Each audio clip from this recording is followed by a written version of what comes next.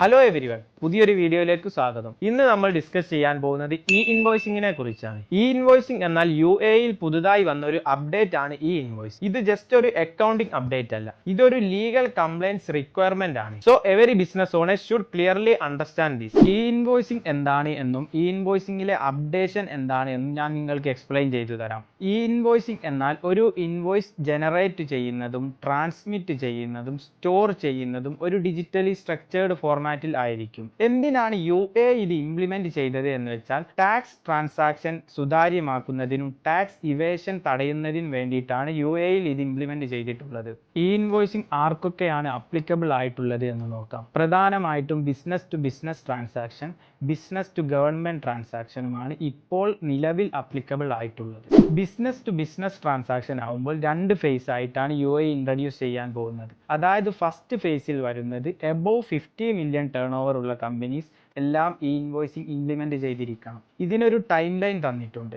അതായത് ഇതിന്റെ ഫസ്റ്റ് ഫേസിൽ ASPയെ അപ്പോയിന്റ് ചെയ്യാനുള്ള ഒരു ടൈം തന്നിട്ടുണ്ട്.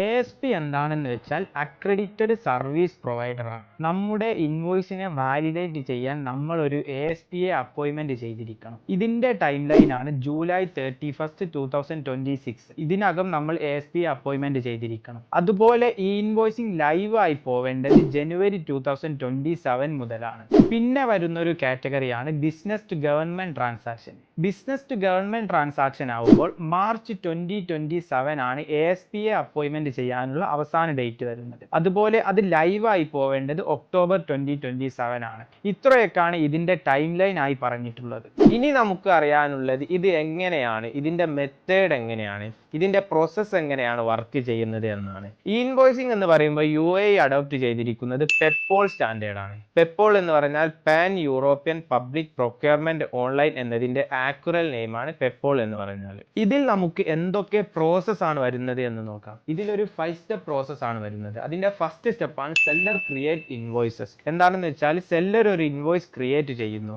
ദെൻ സെക്കൻഡ് സ്റ്റെപ്പ് വരുന്നത് ASP ഈ ഇൻവോയ്സസ് വാലിഡേറ്റ് ചെയ്യുന്നു. ദെൻ സെയിം ടൈമിൽ തന്നെ ഈ ഇൻവോയ്സസ് FTAയുടെ സിസ്റ്റത്തിൽ റിസീവ് ആവുകയും അവർ ഈ ഇൻവോയ്സസ് അപ്രൂവ് ചെയ്യുകയും ചെയ്യുന്നു. ആൻഡ് ദെൻ ഫോർത്ത് സ്റ്റെപ്പ് വരുന്നത് ബയേഴ്സിന് ഈ ഇൻവോയ്സസ് റിസീവ് ആവുന്നു. ദെൻ അവർ ഈ ഇൻവോയ്സസ് അവരുടെ സിസ്റ്റത്തിൽ വാലിഡേറ്റ് ചെയ്യുന്നു. ഇങ്ങനെ ഒരു 5 സ്റ്റെപ്പ് പ്രോസസ് ആണ് ഇതിന് കംപ്ലീറ്റ് ആയി വരുന്നത്. അപ്പോൾ ബയർക്കും ഒരു ASP വേണം, സെല്ലർക്കും ഒരു ASPയെ വേണം. അപ്പോൾ ASPയെ അപ്പോയിന്റ്മെന്റ് ചെയ്യാനുള്ള ലാസ്റ്റ് ഡേറ്റ് ഞാൻ ഇതിന്റെ മുന്നേ നിങ്ങൾക്ക് പറഞ്ഞു തന്നിട്ടുണ്ട്. അതുപോലെ ഇതിന് നമുക്ക് ഒരു പെനാൽറ്റിയും കൂടെ FTA ഫിക്സ് ചെയ്തിട്ടുണ്ട്.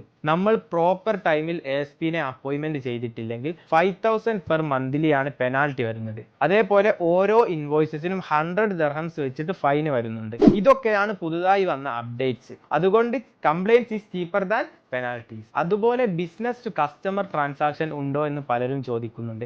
അത് ഇപ്പോൾ നിലവിൽ വന്നിട്ടില്ല. അതുപോലെ മറ്റു ചിലരുടെ ഡൗട്ടാണ് 50 മില്യൺ ബിലോ ടേൺ ഓവർ ഉള്ള കമ്പനീസിന് ഇത് നിലവിൽ ചെയ്യേണ്ടതുണ്ടോ എന്ന്. 50 മില്യൺ ബിലോ ടേൺ ഓവർ ഉള്ള കമ്പനി ആയാലും ബിസിനസ് ടു ബിസിനസ് ട്രാൻസാക്ഷൻ ചെയ്യുകയാണെങ്കിൽ ഇൻവോയ്സിംഗ് ചെയ്യേണ്ടത് നിർബന്ധമായ ഒരു കാര്യമാണ്. അതുകൊണ്ട് അവസാന ഡേറ്റ് വരെ വെയിറ്റ് ചെയ്യേണ്ടതില്ല. For more information contact us now. Thank you everyone. I am Shuhaib from ISA Corporate.